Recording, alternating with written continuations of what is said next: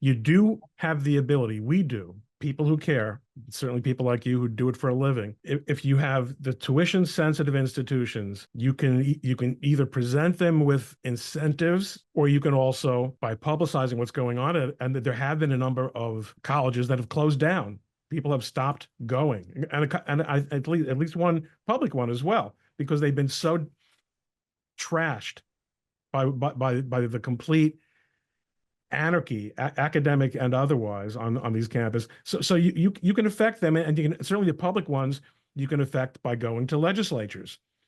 Now, of course, in some states, the legislatures are every bit as loony as what's going on the campuses, but at least you do have pressure points there. The problem with the elite institutions, obviously, is that, again, they have wealth, they have a lot of, they have have outsized influence. You must wrestle with the question, and especially given your background in political philosophy, who is the institution? What is the constituency of the faculty thinks it's the institution? The trustees, whom are the trustees fiduciaries to? Is it the Harvard Corporation? Because that's where does that get us? Mm-hmm. Well, their responsibilities to the institution and its health and its productivity and its greatness over time. They're the ones who are responsible for overseeing that and ensuring that the university continues to be excellent, possibly to grow, that sort of thing.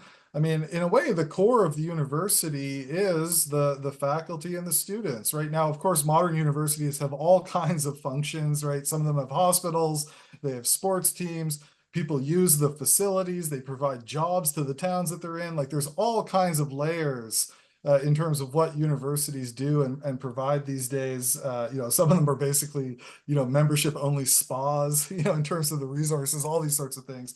But, traditionally the core is there's people who want to be educated and there's people who have the expertise, to give them the education. And then, different universities have been set up and chartered in different ways historically. In the United States, obviously, we have this robust tradition of states creating their own public institutions, and they all have charters, right? They have constitutions and bylaws that explain why they were set up and what they were for. And, trustees should look at those documents and they should say, like, well, what was the the vision maybe evolves over time somewhat and that sort of thing, but, look at the vision for the institution, look at the mission of the institution.